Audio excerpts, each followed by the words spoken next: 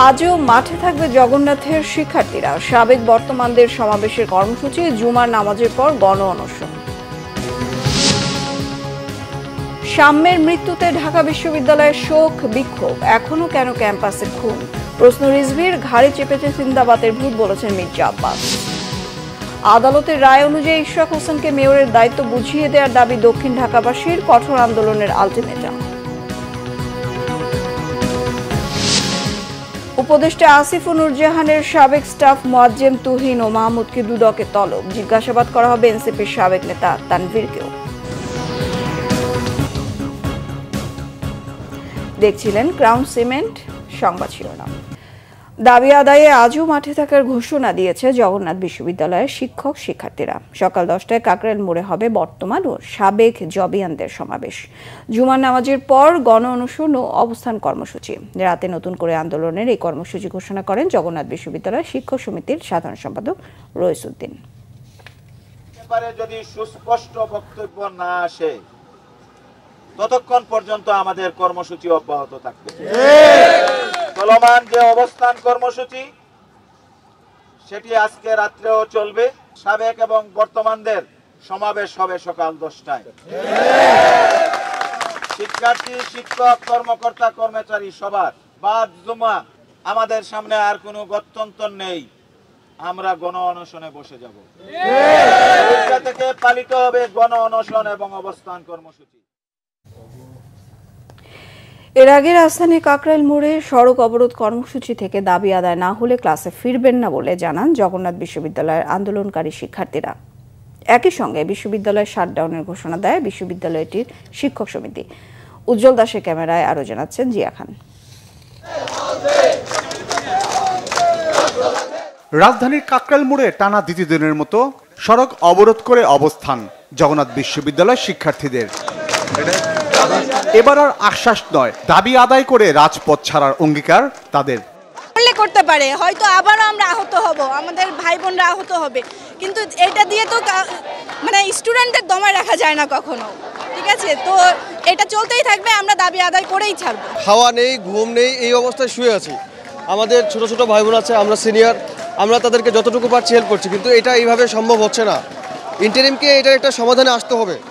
3 দফা দাবির সঙ্গে তাদের উপর পুলিশের হামলার বিচার চান।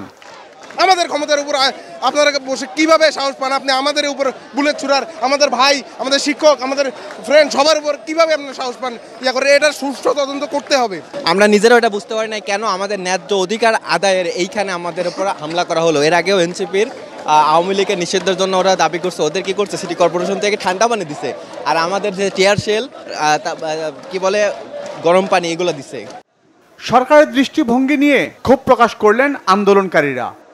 আমাদের বিশ্ববিদ্যালয়ের ভাইদের রক্তের উপর থেকে দাঁড়িয়ে তারা কিন্তু এই সিটের জায়গা দখল করেছে।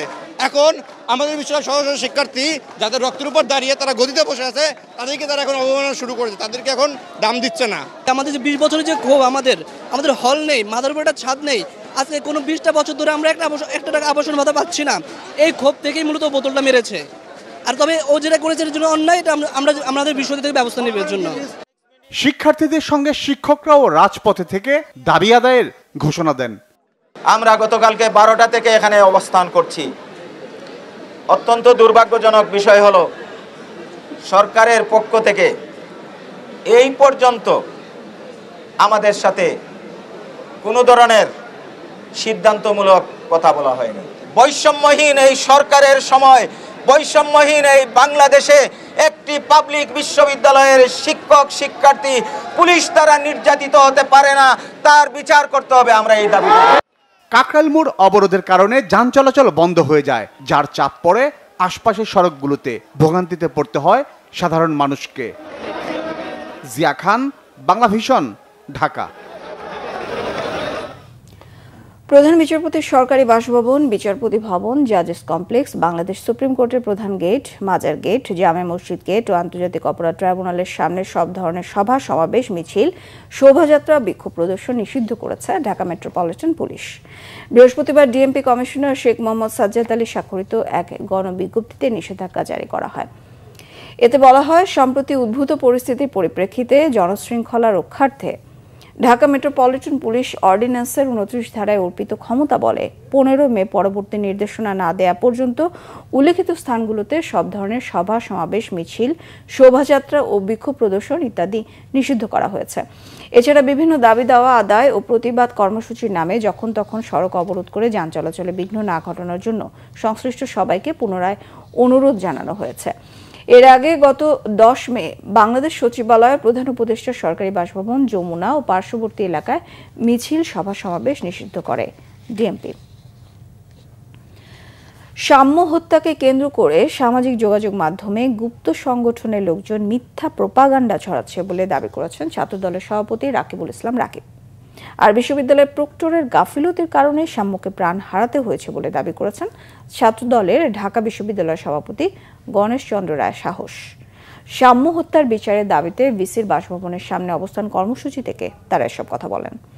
এদিন সাম্যের প্রতি শ্রদ্ধা জানিয়ে বিশ্ববিদ্যালয় প্রশাসন বৃহস্পতিবার অর্ধবেলা সকল ক্লাস ও পরীক্ষা স্থগিত রাখে। বিস্তারিত জানাচ্ছেন মামুন আব্দুল্লাহ। ঢাকা বিশ্ববিদ্যালয়ের স্যার এফ রহমান হল শাখা ছাত্রদলের সাহিত্য ও প্রকাশনা সম্পাদক শাহরিয়ার আলম সাম্য নিহতের প্রতিবাদে পূর্ব নির্ধারিত কর্মসূচির অংশ হিসেবে ভিসির বাসভবনের সামনে অবস্থান নেয় ছাত্রদল। সকাল থেকে বিভিন্ন কলেজ ও বিশ্ববিদ্যালয়ের ছাত্রদলের নেতাকর্মীরা অবস্থান নেন ভিসির বাসভবনের মূল ফটকে। এ সময় সহপাঠী ও দলীয় কর্মী হত্যার সুষ্ঠু বিচার দাবি করেন তারা।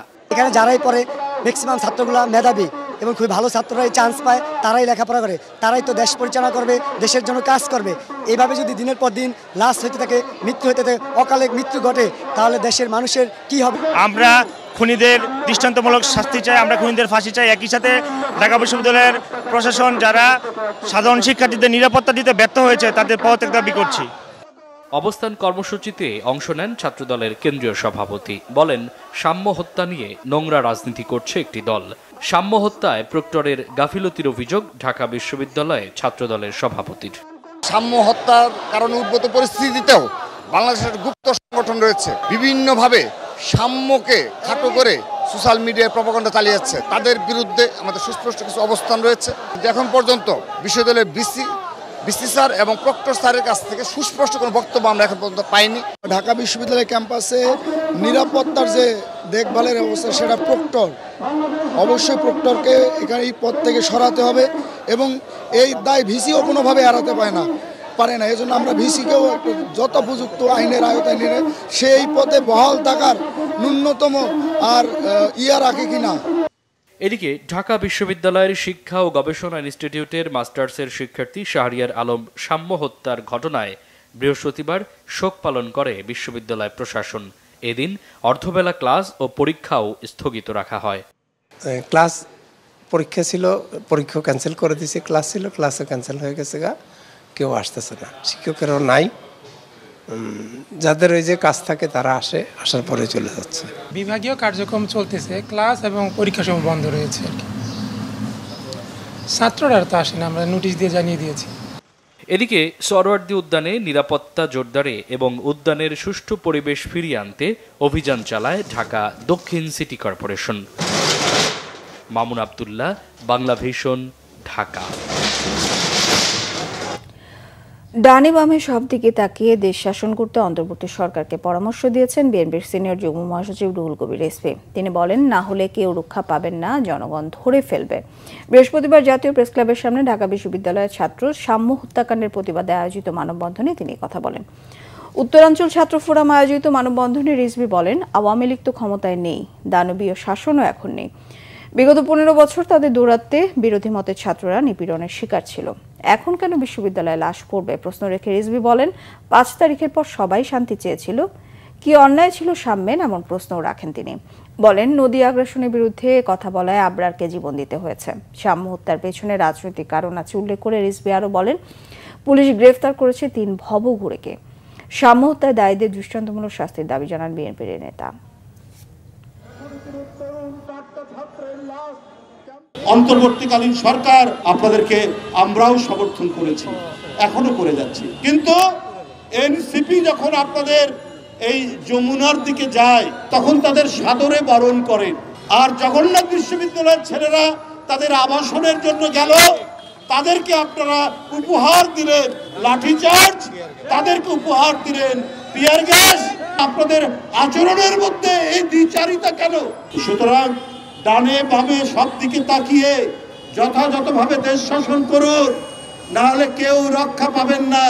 কোনো বিশেষ রাজনৈতিক দল বা কোনো আদর্শকে প্রতিষ্ঠিত করতে গেলে আপনারা কিন্তু জনগণ ধরে ফেলবে। বিএনপির স্থায়ী কমিটির সদস্য মির্জা আব্বাস বলেছেন, কুকুরের মুখ থেকে বাঘের মুখে পড়েছে জাতি। জিন্দাবাদের ভূত ঘাড়ে চেপে বসেছে, নামতে চায় না। ঘাড় থেকে ঝাঁকি দিয়ে এদের নামিয়ে নির্বাচন আদায় করে নিতে হবে বলে মন্তব্য তার। বিকেলে জেলা শিল্পকলা একাডেমিতে কুমিল্লা বিভাগে বিএনপির সদস্য ফর্ম বিতরণ ও সদস্য নবায়ন কর্মসূচির উদ্বোধনী সভায় মির্জা আব্বাস আরও বলেন, এই সরকারের বিরুদ্ধে কোনো মিডিয়ায় কোনো কথা নেই। এদেশের স্বাধীনতা সার্বভৌমত্ব নিরাপদ নয় এই সরকারের হাতে। এই সরকারের সাঙ্গপাঙ্গরাই লুটপাট, ব্যাংক ডাকাতি করছে। 90,000 কোটি টাকা গত 8 মাসে পাচার হয়ে গেছে। মির্জা আব্বাস আরও অভিযোগ করেন, উপদেষ্টাদের অনেকের বাপ চাচারা ব্যবসা শুরু করেছে, ঘুষ খাওয়া শুরু করেছে। বলেন, নীতি নির্ধারণের বিষয়ে কোনো সিদ্ধান্ত নেওয়ার অধিকার নেই অন্তর্বর্তী সরকারের। কুকুরের মুখ থেকে বাঘের মুখে পড়েছি। সিন্দাবাদের বুড়ো আমাদের ঘাড়ে চেপে বসেছে, ঘাড় থেকে আর নামতে চান না। ওনাকে ঘাড় থেকে ঝাঁকি দিয়ে নামাতে হবে। আমাদের নির্বাচন হাসিল করতে হবে, আদায় করে নিতে হবে। জনগণের ভোটের অধিকার আমাদের ন্যায্য অধিকার, এটা আমাদের পাওনা, হিসাবের পাওনা। আমরা বুঝে নিতে চাই, আমরা ভিক্ষা চাই না। অন্তর্বর্তীকালীন সরকার, নির্বাচন দেওয়া সরকার, দেশের কোন নীতি নির্ধারণী বিষয়ে সিদ্ধান্ত নেওয়ার অধিকার তাদের নাই।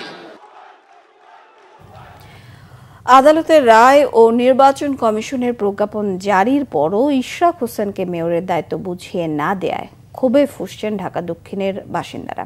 দ্রুত শপথের ব্যবস্থা করতে স্থানীয় সরকার মন্ত্রণালয়ের প্রতি আবারও আহ্বান জানিয়েছেন ঢাকাবাসী। কাল শনিবার নগর ভবন থেকে বিক্ষোভ মিছিল কর্মসূচি ঘোষণা করেছেন ঢাকা দক্ষিণ সিটি কর্পোরেশনের বাসিন্দারা। আরও জানাচ্ছেন মিরাজ হোসেন গাজী, ক্যামেরায় ছিলেন ইনামুল হাবিব রুবেল। নগরবাসী তাদের ভোটে নির্বাচিত মেয়রকে দায়িত্ব বুঝিয়ে দেওয়ার দাবিতে দ্বিতীয় দিনের মতো ঢাকা দক্ষিণ সিটি কর্পোরেশনের বাসিন্দাদের এই বিক্ষোভ। আগের দিনের ঘোষিত কর্মসূচি ছিল নগর ভবনের নিচতলায় গণ অবস্থান, কিন্তু সকাল থেকে প্রধান ফটক তালাবদ্ধ থাকায় সামনের সড়কেই অবস্থান নিয়ে বিক্ষোভ করতে থাকেন তারা। ইশরাক হোসেনকে যারা দায়িত্ব বুঝিয়ে দিচ্ছেন না, তারা পলাতক ফ্যাসিস্টের দোসর বলে অভিযোগ করেন ঢাকাবাসী ভোটাররা। আমাদের ইঞ্জিনিয়ার ইশরাক হোসেনকে অবিলম্বে শপথ করিয়ে তার দায়িত্ব তাকে বুঝিয়ে দিবে। আর যদি তা না করে, যে কোনো অনাকাঙ্ক্ষিত ঘটনার জন্য যারা এই পরিস্থিতি সৃষ্টি করেছে তারা দায়ী থাকবে। আমাদের আরো কঠোর থেকে কঠোর কর্মসূচি হবে। কর্মসূচি দিয়ে আন্দোলন সংগ্রামের মাধ্যমে আমাদের ন্যায্য পাওনাটুকু আমাদের ইঞ্জিনিয়ার ইশরাক সাহেব বুঝে নেবে। আমরা ঢাকা দক্ষিণবাসী ঐক্যবদ্ধভাবে আজকে রাজপথে আছি এবং ইশরাকের শপথ না হওয়া পর্যন্ত আমাদের আন্দোলন সংগ্রাম চলছে এবং চলছে। গণতান্ত্রিক অধিকার ফিরে পাওয়ার জন্য আমরা ইঞ্জিনিয়ার ইশরাক হোসেন সাহেবকে আমরা মেয়র হিসেবে দেখতে চাই। কোন অদৃশ্য শক্তির কারণে এটা কালক্ষেপণ করা হচ্ছে, আমরা নগরবাসী আসলে জিনিসটা বুঝতে পারতেছি না। বিক্ষুব্ধ নগরবাসী বলেন, আদালতের রায় ও নির্বাচন কমিশনের প্রজ্ঞাপনের পরও শপথের টালবাহানা করায় স্থানীয় সরকার মন্ত্রণালয় জনগণের বিপক্ষে অবস্থান নিয়েছে। হাসিনার প্রেতাত্মারা এখনো সচিবালয়ে আছে, তারাই আজকে কলুষিত করতে চাচ্ছে এবং জনগণকে ভিন্ন খাতে প্রবাহিত করতে চাচ্ছে। অন্তর্বর্তী সরকারের সংশ্লিষ্ট ডিপার্টমেন্টকে বলবো, আপনারা এটাকে ডিলে না করে অতি শীঘ্র এটাকে অ্যাকসেপ্ট করে তাকে শপথ বাক্য পাঠ করানো হোক। ইঞ্জিনিয়ার ইশরাক হোসেনকে তার যোগ্য মর্যাদায় বসতে দেন। বেলা 11টার দিকে প্রধান ফটক খুলে ভিতরে প্রবেশ করেন বিক্ষুব্ধ ঢাকাবাসী। ভবনের নিচতলায় অস্থায়ী মঞ্চে গণ অবস্থান কর্মসূচি শুরু করেন ঢাকাবাসী। আমরা এবার বসে থাকবো, প্রয়োজন অবস্থান কর্মসূচি হবে, আমরা অনশন দমন করবো, কিন্তু আইন ফলো করতে হবে। কারণ এখন জনগণের সরকার, এখন আর স্বৈরাচার নাই, বিধায় আমাদের আন্দোলন করতে হবে। আমাদের যে আন্দোলন করতে হবে এটা আমরা কল্পনা করতে পারি না। এটা তো সেটেল ইস্যু, আদালত কর্তৃক রায় হচ্ছে, তাকে বসতে দেওয়া হবে এবং যদি বসতে না দেওয়া হয় টালবাহানা করে আমরা তীব্র আন্দোলন করবো। আবার অবিলম্বে ইশরাকের শপথ গ্রহণ করা হোক, অন্যথায় আমরা আমরা এলাকায় এলাকায় আমাদের সিটি কর্পোরেশনের যে ট্যাক্স খাজনা আছে খাজনা বন্ধ করে দিতে বাধ্য হব। আগামী শনিবার সকাল 10টায় আমরা এই নগর ভবনে উপস্থিত হব, নগর ভবনে জড়ো হব। এই নগর ভবনে জড়ো হয়ে আমরা প্রেস ক্লাব হয়ে বিক্ষোভ মিছিল করতে করতে আমরা প্রেস ক্লাবে যাব। প্রেস ক্লাব হয়ে আমরা সচিবালয় ঘুরে আবার এই ঢাকা দক্ষিণ সিটি কর্পোরেশনের এই স্থানে আমরা আবারও কথা বলব। দ্রুত সময়ের মধ্যে ইশরাক হোসেনকে শপথ গ্রহণের ব্যবস্থা করে দায়িত্ব বুঝিয়ে দেয়া না হলে পুরো ঢাকা অচল করার মতো কর্মসূচির হুঁশিয়ারি দেন ঢাকা দক্ষিণ সিটি কর্পোরেশনের ভোটাররা। মিরাজ হোসেন গাজী, বাংলা ভিশন, ঢাকা। সংশোধিত জাতীয় মুক্তিযোদ্ধা কাউন্সিল অধ্যাদেশের খসড়ায় চূড়ান্ত অনুমোদন দিয়েছে উপদেষ্টা পরিষদ। এর ফলে প্রবাসী সরকার তথা মুজিবনগর সরকারের সবাই মুক্তিযোদ্ধা হিসেবে বহাল থাকবেন। বৃহস্পতিবার উপদেষ্টা পরিষদের বৈঠকে সভাপতিত্ব করেন প্রধান উপদেষ্টা। প্রধান উপদেষ্টার উপপ্রেস সচিব আবুল কালাম আজাদ মজুমদার এ তথ্য নিশ্চিত করেন। মুক্তিযুদ্ধ বিষয়ক মন্ত্রণালয়ের সূত্রে জানা গেছে, বঙ্গবন্ধু শেখ মুজিবুর রহমান, সৈয়দ নজরুল ইসলাম ও তাজউদ্দিন আহমেদ সহ ৭০-এর নির্বাচনে বিজয়ী ৪ শতাধিক রাজনীতিবিদের এমএনএ বা এমপিএ বীর মুক্তিযোদ্ধা স্বীকৃতি বহাল রেখে সংশোধিত জাতীয় মুক্তিযোদ্ধা কাউন্সিল অধ্যাদেশ ২০২৫-এর খসড়া লেজিসলেটিভ ও সংসদ বিষয়ক বিভাগের ভেটিং সাপেক্ষে নীতিগত চূড়ান্ত অনুমোদন দেওয়া হয়েছে। এর ফলে মুক্তিযুদ্ধের সহযোগীর সংজ্ঞা পরিবর্তন করায় প্রবাসী সরকার তথা মুজিবনগর সরকারের সবাই মুক্তিযুদ্ধ হিসেবে বহাল থাকবেন।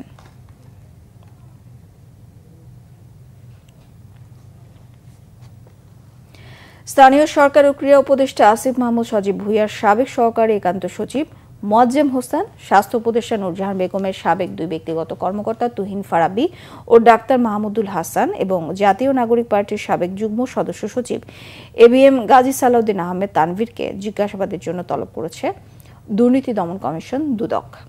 তাদের হাজির হওয়ার জন্য নোটিশ ইস্যু করেছেন দুদকের অনুসন্ধান কর্মকর্তা। দুদকের মহাপরিচালক আক্তার হোসেন এ বিষয়ে বলেছেন, তুহিন ফারাবি ও মাহমুদুল হাসানকে 20 মে জিজ্ঞাসাবাদের জন্য ডাকা হয়। গাজী সালাউদ্দিন আহমেদ তানভীরকে 21 মে এবং মোয়াজ্জেম হোসেনকে ডাকা হয় 22 মে। তাদের বিরুদ্ধে কেনাকাটা কমিশন ও বদলি বাণিজ্য সহ বিভিন্ন দুর্নীতির অভিযোগ রয়েছে। গত 22 এপ্রিল স্থানীয় সরকার মন্ত্রণালয়ের উপদেষ্টা আসিফ মাহমুদ সজীব ভুঁইয়ার এপিএস মোয়াজ্জেম হোসেনকে অব্যাহতি দেওয়া হয়। তার বিরুদ্ধে ওঠা অভিযোগের বিষয়ে দুদককে তদন্তের অনুরোধ জানান উপদেষ্টা আসিফ মাহমুদ সজীব ভুঁইয়া। এর আগে দুর্নীতির অভিযোগ ওঠায় স্বাস্থ্য উপদেষ্টা নূরজাহান বেগমের প্রিয় ছাত্র প্রতিনিধি তুহিন ফারাবিকে অব্যাহতি দেওয়া হয়।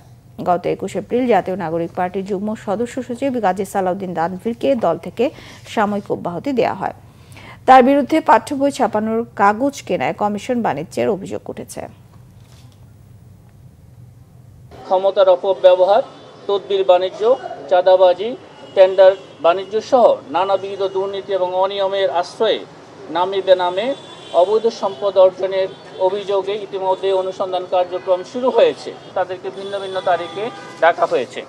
ঋণের কিস্তি প্রদান, এলসি সহ মঞ্জুরিপত্রের শর্ত ভঙ্গ করে মানি লন্ডারিং অপরাধ সহ প্রতিষ্ঠানের অনুকূলে প্রদানকৃত মোট ঋণের 404 কোটি টাকা আত্মসাৎ তথা রাষ্ট্রীয় ক্ষতি সাধন করার অপরাধ অনুসন্ধানকালে প্রমাণিত হয় ন্যাশনাল ব্যাংক লিমিটেডের কর্মকর্তা, কর্মচারীবৃন্দ এবং পরিচালনা পর্ষদের একটি মামলা রুজু হয়েছে। এদিকে স্থানীয় সরকার ও ক্রীড়া উপদেষ্টা আসিফ মাহমুদ সজীব ভুঁইয়ার সাবেক সহকারী একান্ত সচিব মোয়াজ্জেম হোসেন, স্বাস্থ্য উপদেষ্টা নূরজাহান বেগমের সাবেক ব্যক্তিগত কর্মকর্তা, ছাত্র প্রতিনিধি তুহিন ফারাবি ও জাতীয় নাগরিক পার্টির সাবেক যুগ্ম সদস্য সচিব এবিএম গাজী সালাউদ্দিন আহমেদ তানভীরের দুর্নীতির তদন্তের অগ্রগতি জানতে দুদকের সামনে অবস্থান কর্মসূচি পালন করেছে বাংলাদেশ যুব অধিকার পরিষদ। বৃহস্পতিবার জাতীয় প্রেস ক্লাবে জমায়েত হয়ে মিছিল নিয়ে দুদকের সামনে গিয়ে অবস্থান নেন যুব অধিকার পরিষদের নেতাকর্মীরা। অবস্থান কর্মসূচি থেকে 5 সদস্যের একটি প্রতিনিধি দল দুদক চেয়ারম্যানের সঙ্গে সাক্ষাৎ করে তদন্তের অগ্রগতির বিষয়ে লিখিতভাবে জানতে চান।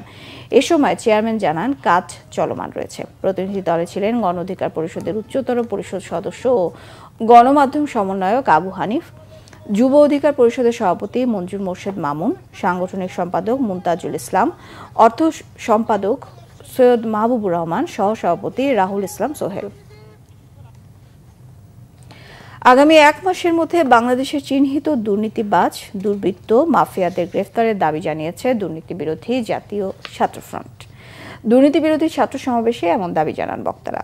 উদ্বোধন করেন জুলাই অভ্যুত্থানের শহীদ মুগ্ধের বাবা মীর মোস্তাফিজুর রহমান ও শহীদ জাবিরের বাবা কবির হোসেন ভূঁইয়া। প্রধান অতিথি ছিলেন অধ্যাপক আবুল কাশেম ফজলুল হক। প্রধান বক্তা ছিলেন দুর্নীতি বিরোধী জাতীয় সমন্বয়ক কমিটির সাধারণ সম্পাদক সারওয়ার ওয়াদুদ চৌধুরী। বিশেষ অতিথি ছিলেন বাংলাদেশ একাডেমিক অব এগ্রিকালচারের সভাপতি অধ্যাপক ডক্টর লুৎফুর রহমান, এশিয়ান ইউনিভার্সিটির প্রতিষ্ঠাতা উপাচার্য ডক্টর আবুল হাসান মোহাম্মদ সাদেক সহ অন্যান্যরা। বক্তারা বলেন, দুর্নীতিমুক্ত বিশ্বমানের বাংলাদেশ গড়তে বৃহত্তর জাতীয় ঐক্য জরুরি।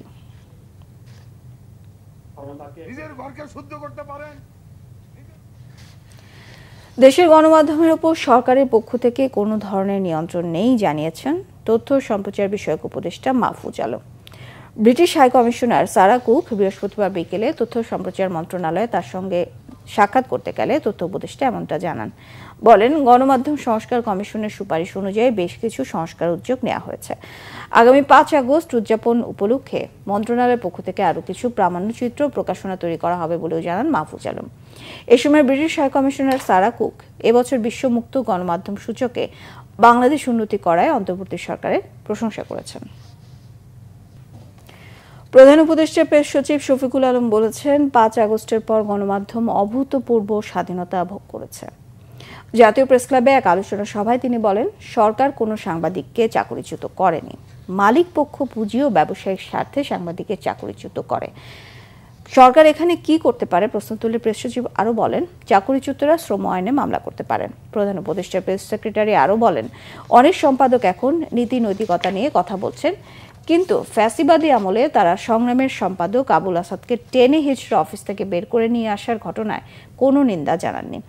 168 জনের অ্যাক্রেডিটেশন কার্ড বাতিলের সিদ্ধান্ত ভুল ছিল জানিয়ে তিনি বলেন, সাংবাদিকদের অ্যাক্রেডিটেশন দেওয়া হবে। 266 জন সাংবাদিকের বিরুদ্ধে হত্যা মামলা প্রসঙ্গে বলেন, কেউ মামলা করলে সরকারের পক্ষে ঠেকানো অসম্ভব। ফ্যাসিবাদের দোষ সাংবাদিকদের ভুল স্বীকার করে ক্ষমা চাওয়ার আহ্বান জানান তিনি। রাজস্ব অধ্যাদেশ বাতিল এবং টেকসই রাজস্ব সংস্কারের দাবিতে কাস্টমস, ভ্যাট ও ট্যাক্স বিভাগের বিভিন্ন দপ্তরে এবং জাতীয় রাজস্ব বোর্ডের প্রধান কার্যালয়ে দ্বিতীয় দিনের মতো কলম বিরতি কর্মসূচি পালন হয়েছে। শনিবার 17 মে বিকেল 3টার মধ্যে দাবি মানা না হলে নতুন কর্মসূচি ঘোষণা করা হবে বলে জানিয়েছে এনবিআর সংস্কার ঐক্য পরিষদ।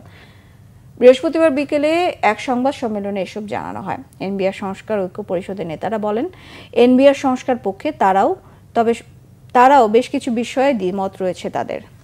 অধ্যাদেশের মাধ্যমে যে সংস্কারের প্রস্তাব করা হয়েছে তা দেশের রাজস্ব ব্যবস্থায় বিপর্যয় সৃষ্টি করবে বলে দাবি তাদের।